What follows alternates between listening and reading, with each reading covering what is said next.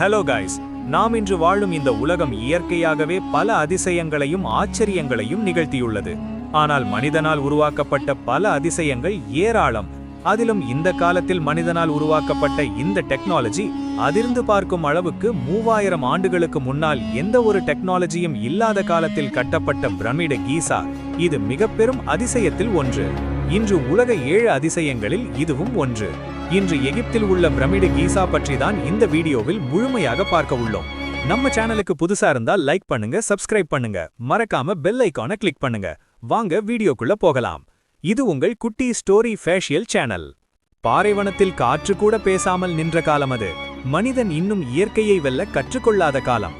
ஆனால் அந்த காலத்திலேயே எகிப்தின் அரசன் குஃபு தன் மனதில் ஒரு எண்ணத்தை விதைத்தான். நான் இறந்தாலும் இந்த உலகம் என்னை மறக்க கூடாது. அந்த எண்ணம் தான் இன்று கீசா பிரமிடாக நம்ம முன்னால் நிமிர்ந்து நிற்கிறது.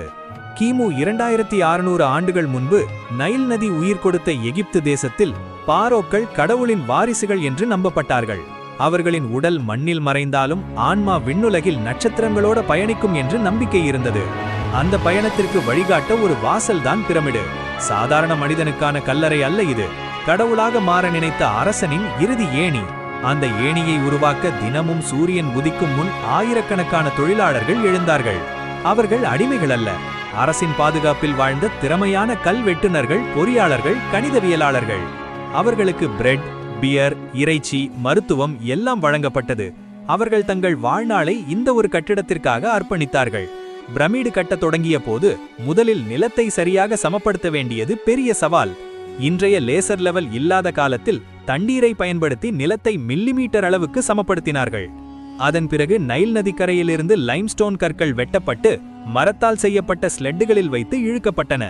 மணலில் தண்ணீர் ஊற்றி வழுக்க வைத்து 2.5 டன் எடையுள்ள கற்கள் நகர்த்தப்பட்டன. சில கற்கள் 70 டன் எடை கொண்டவை. அவை பிரமிடு உள்ளே இருக்கும் கிங்ஸ் சேம்பருக்கு பயன்படுத்தப்பட்டன. அவை ஆஸ்வான் படுதியிலிருந்து 100 கிலோமீட்டர்கள் தூரம் கொண்டு வரப்பட்டது. பிரமிடு உயரமாக வளர வளர சாய்வு பாதைகள் மாற்றப்பட்டன. வெளிப்புற ரேம்ப், ஸ்பைரல் ரேம்ப், உள்ளக ரேம்ப் என்ற பல கோட்பாடுகள் இன்றும் விவாதமாக இருக்கிறது. பிரமிடு ஒவ்வொரு பக்கமும் துல்லியமாக 4 திசைகளையும் நோக்கி அமைக்கப்பட்டுள்ளது. வடக்கு திசையில் சாய்வு பிழை ஆல்மோஸ்ட் 0. இது இன்றைய மாடர்ன் காம்பஸை கூட வெட்கப்படுத்தும் துல்லியம். பிரமிடு 3 முக்கிய அறைகளை கொண்டது: queen's chamber, king's chamber, grand gallery. ஆனால் குவீன்ஸ் சேம்பரில் எந்த குவீனும் இல்லை. அது ஒரு சிம்பாலிக் சேம்பர். கிங்ஸ் சேம்பர் முழுக்க கிரானைட் கற்களால் ஆனது. மேலே ரிலீவிங் சேம்பர்ஸ் வைத்து எடையை சமமாக பகிர்ந்தார்கள். அந்த அளவுக்கு இன்ஜினியரிங் நாலேஜ் அந்த காலத்திலேயே இருந்தது. உள்ளே செல்லும் பாதைகள் நேராக இல்லை, வளைந்து கீழே இறங்கி மேலே ஏறி பொய்யான வழிகளால் நிரம்பி இருக்கிறது. கொள்ளையர்களை ஏமாற்றவே இவை உருவாக்கப்பட்டது. ஆனாலும் காலப்போக்கில் கொள்ளையர்கள் உள்ளே நுழைந்தார்கள். தங்கம், நகை, சின்னங்கள் எல்லாம் மறைந்தன. ஆனால் குஃபுவின் உடல் மட்டும் எங்கும் கிடைக்கவில்லை. கிங்ஸ் சேம்பரில் இருக்கும் கிரானைட் சார்கோஃபாகஸ் காலியாக கிடைத்தது. அவர் உண்மையில் இங்கே புதைக்கப்பட்டாரா அல்லது வேறு எங்காவது ரகசியமாக வைத்தார்களா என்ற கேள்வி இன்னும் அன்ஆன்சர்ட். பிரமிடுகள் ஒரையான் கான்ஸ்டிலேஷனை பிரதிபலிப்பதாக ஒரு கோட்பாடு சொல்கிறது. வானுலகில் இருக்கும் கடவுள்களின் வீட்டை பூமியில் பிரதிபலிக்கவே இந்த அமைப்பு என்று சிலர் நம்புகிறார்கள். காலம் நகர்ந்தது. எகிப்து அரசுகள் விழுந்தன. ரோமானியர்கள் வந்தார்கள். அவர்கள் பிரமிடின் வெளிப்புறத்தில் இருந்த வெள்ளை லைம்ஸ்டோன் கற்களை எடுத்து கைரோ நகரை கட்டினார்கள். ஒரு காலத்தில் பிரமிடு சூரிய ஒளியில் கண்ணை கூச வைக்கும் அளவுக்கு ஒளிர்ந்தது. இன்று நாம் பார்க்கும் ரஃப் ஸ்டோன்ஸ் அதன் உள்ளே இருந்த எலும்பு மாதிரி.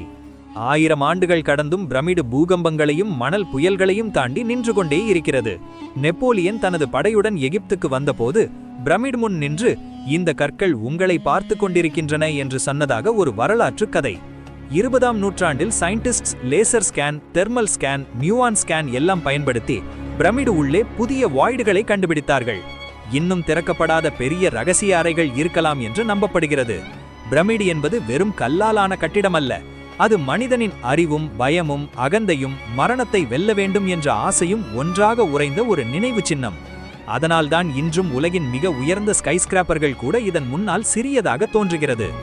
ஏனெனில் பிரமிடு உயரத்தில் மட்டுமல்ல, காலத்திலும் உயரமாக நின்று மனிதனை பார்த்து அமைதியாக ஒரு கேள்வி கேட்கிறது: நீ எவ்வளவு முன்னேறினாலும் என்னை போற 1000 ஆண்டுகள் பேசும் ஒரு அடையாளத்தை உருவாக்க முடியுமா? அவ்வளவுதாங்க. இந்த உலகத்தில் இது மட்டுமல்ல, தஞ்சை பெருங்கோயில், தாஜ்மஹால், சீன பெருஞ்சுவர் போன்ற பல அதிசயங்கள் உள்ளது. இதன் வரலாறுகள் ஏராளம்.